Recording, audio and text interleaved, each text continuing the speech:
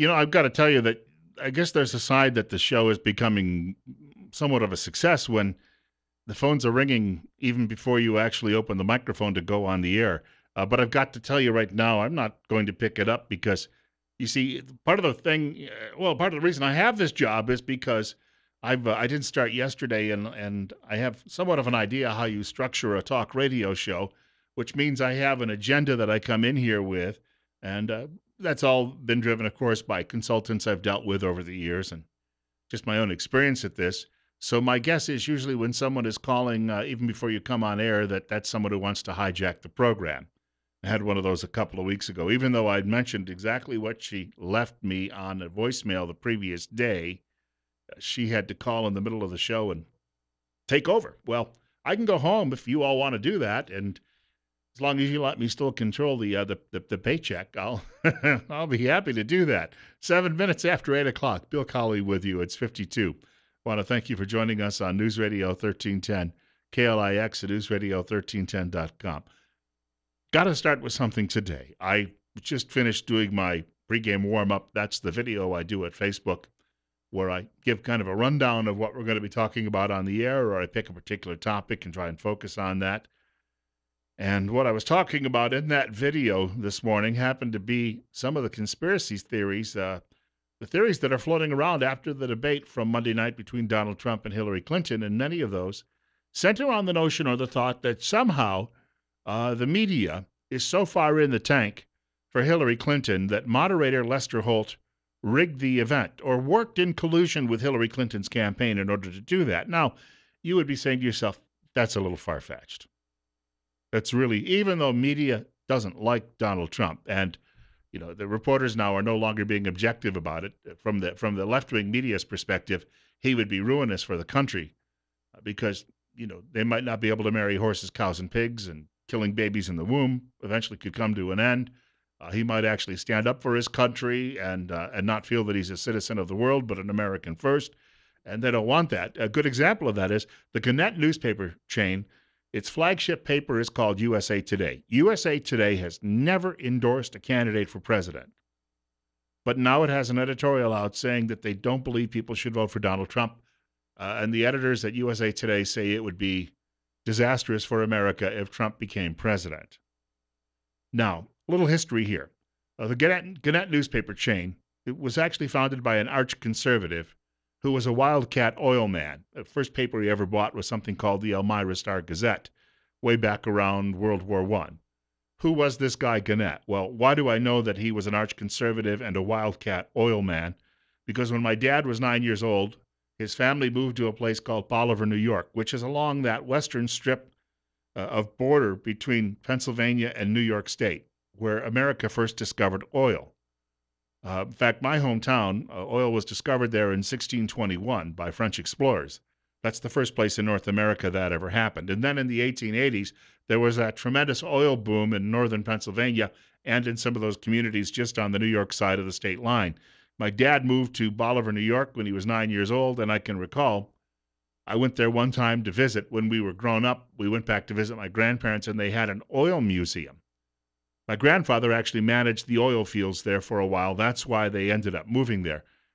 And the museum is essentially dedicated to Gannett, who was the first big wildcatter in that area. That's where he made his money, arch-conservative. He would have never been endorsing Hillary Clinton, even though the paper says it's not endorsing her. It says if you have to, go vote for her so you don't vote for Trump. That's an endorsement for Hillary Clinton. You got it?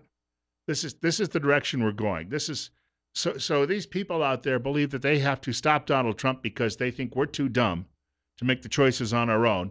So they're screaming and yelling that everything about Trump is wrong, and they will do whatever they can to ensure his defeat. This is all part of their master plan. Now, when you say yes, but you couldn't really pull off such a conspiracy with Lester Holt, the latest is somebody told me this morning that one of NBC's employees was seen dropping off the questions in advance to Hillary Clinton's campaign HQ so that Hillary Clinton could have some knowledge for her preparation. The other is, of course, a poker expert has said that some of the things she's doing, touching her ears, touching her nose, these are signals, and she's signaling back and forth with Lester Holt. Last night before I went to bed, there was a tease on the Megyn Kelly program where they showed the back of Hillary's dress, and there's obviously a wire there in a box. Now, it could be a wireless mic. We don't know for sure, but people are raising a lot of questions about what was really going on. A friend of mine who works at WCBM in Baltimore, one of the top radio stations in the country, sent me 2 videos today which actually show Lester Holt apparently looking through Hillary Clinton's debate notes before the debate on her podium. That's the gist of all of that. Now, again, maybe Lester Holt is just doing a little house cleaning. We don't know for sure. All of this, you would say, just reeks of these conspiracy theories that the people on the fringes of the internet talk about, and I understand that. But most conspiracy theories have a slight nugget of truth. That's why they get so much traction, or there's some plausibility in them. You know that Lester Holt is employed by NBC. So let's just start there. Why is Lester Holt the lead anchor at NBC, and why did he moderate that debate because of that position?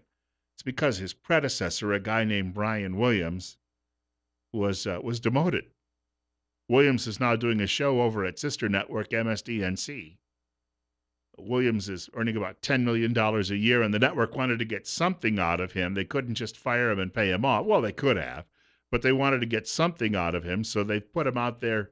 MSDNC is where people go if they're in the witness protection program, you understand.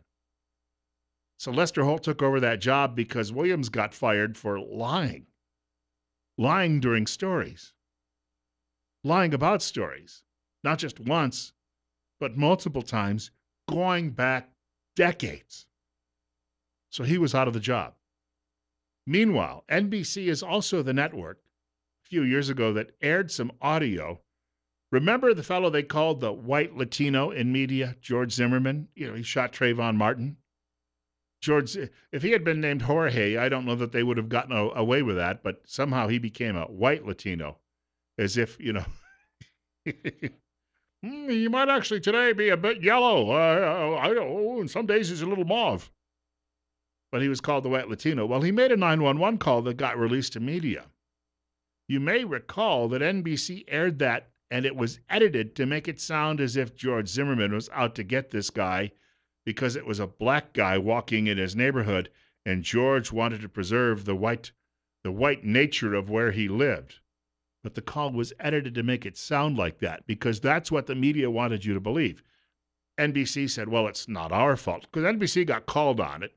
You know, how do these idiots even do this, thinking people aren't going to pick up on it? But then NBC said, well, it's not our fault. It happened over at the affiliate. Yeah, that's it, over at the affiliate. So over at the affiliate, they said, well, it's not our fault. There was a young producer. No, it was an intern. He's been fired. In other words, throw the guy at the lowest rung off the ladder and get rid of him. Reminds me of Deflategate in New England with the football team. After it was all said and done, it was blamed on what? The guy who was the parking attendant. He got fired. Tom Brady, though, kept his job. Same idea, you understand, that's going on here. So that's another chink in the armor of NBC. Or how about NBC's program called Dateline? Some of you may be old enough, as I am, to remember that Dateline was quite a popular program, at least when it came to ratings, back in the middle of the 1990s. You may remember that guy, Stone Phillips. He'd sit there and he'd go, he'd sigh at all the right times or go, you know, that's a big anchor thing. You got to go that. You got to do that. And he'd put his hand on the, on his chin and sit there and look pensively at the video and shake his head side to side. Or not a reporter, he's just a good actor who can do all of those things. They wanted to prove that Ford pickup trucks had a faulty gas tank and that if you got T-boned, because people who drive Ford pickups know you're always getting T-boned while you're out there driving, that if you got T-boned, that gas tank would erupt into flames and you would be burned to a crisp. So in order to make this story work, NBC went out and got their hands on a lot of Ford pickup trucks and started T-boning them. The problem was none of them exploded. So NBC went out and attached a bomb beneath the pickup truck, and then lo and behold, as it got T-boned, they detonated the bomb and the truck blew up. Aha! We have it on good authority that Ford pickups are dangerous.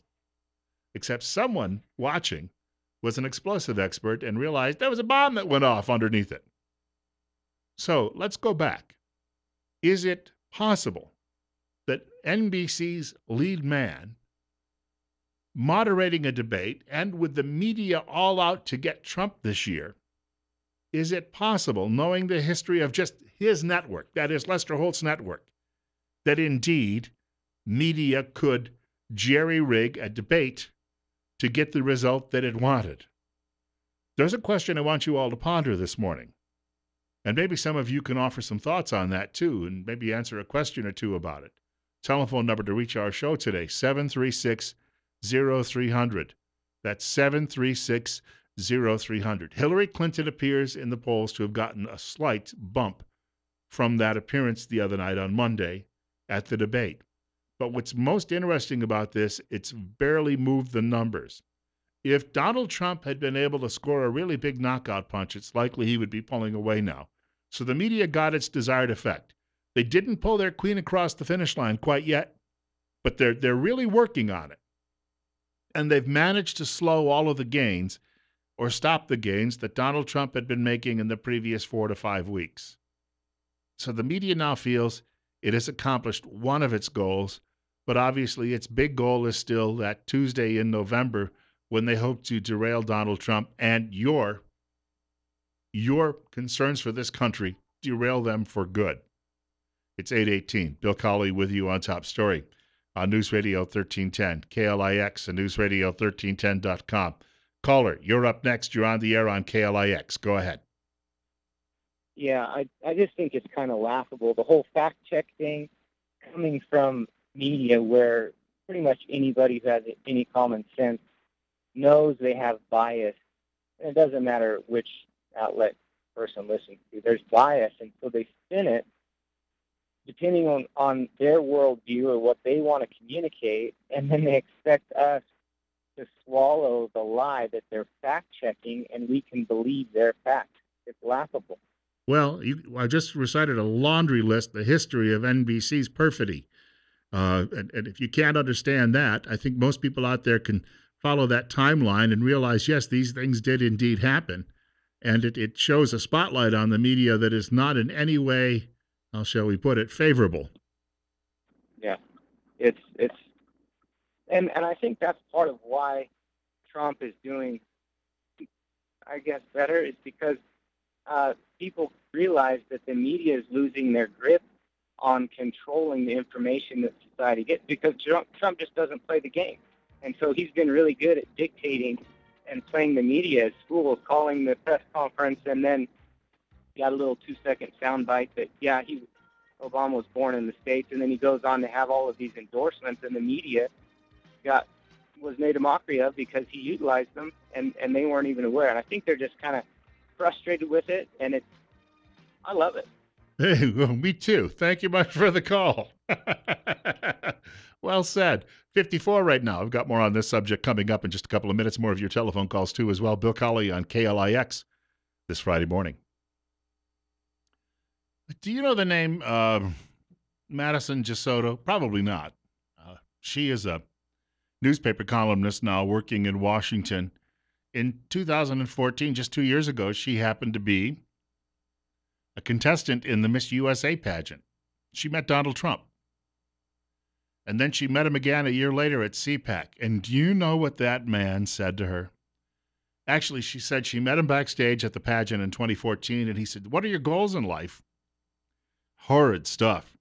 So she told him what her goals were. She wanted to be a lawyer and offered him all of these details on what her plans were for her life. And Trump said, "Whoa," shook her hand and said, "Congratulations, good for you." And then last summer at CPAC, past winter rather, excuse me, I guess it was February. Summer, I guess, in Australia, right? But she was at CPAC, that's the Conservative Political Action Committee, the big powwow they do every year in Washington. And she ran into Donald Trump. And he recognized her and said, "Hey, how's law school going?" Which shows you just how much of a misogynist he is. Donald Trump hates women. Donald Trump preys on these pageant contestants. Congratulated her on getting through 1 year of law school. 825, Bill Colley with you on Top Story on News Radio 1310, KLIX and newsradio1310.com. Just a reminder, next Wednesday morning between 8:30 and 9 o'clock, we are going to be joined by some of the medical professionals from Tripp Family Medicine right here in Twin Falls. We do this every Wednesday morning, and you have an opportunity to talk to either the doctor or one of the physician assistants when they're in studio, and you get an opportunity to talk to them directly and get some medical advice for free.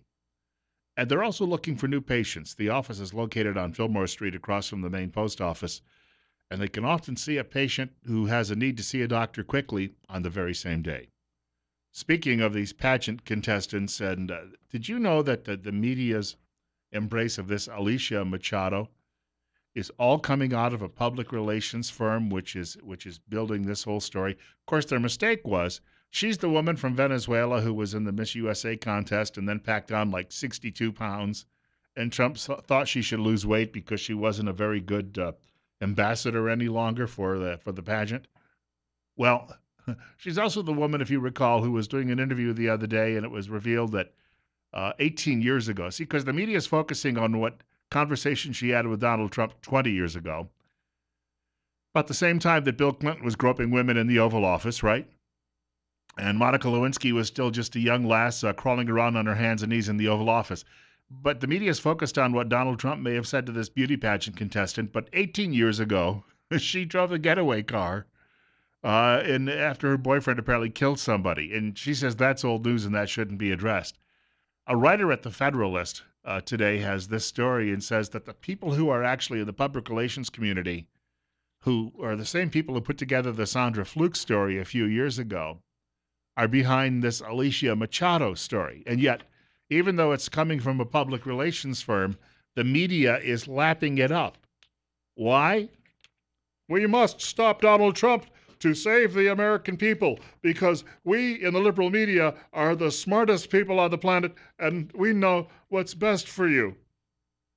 One of the interesting things the writer says about the public relations blitz to make Sandra Fluke a household name in order to advance a key Democratic campaign theme was how everyone complying with the public relations blitz pretended it was organic.